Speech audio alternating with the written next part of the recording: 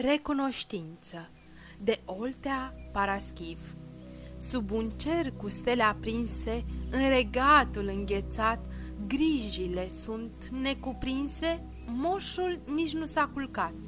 Are în mâini o scrisorică, o citește iar și iar, o fetiță, o viorică, îi cere părinții în dar.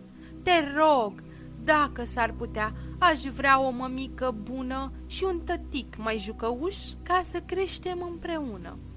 Ce-a făcut moșul nu știu pentru mica viorică, dar știu recunoscător să fiu pentru tată și mămică. Și mai știu că orice dar mi-ar trimite Moș Crăciun are să mă facă iar să fiu recunoscător și bun.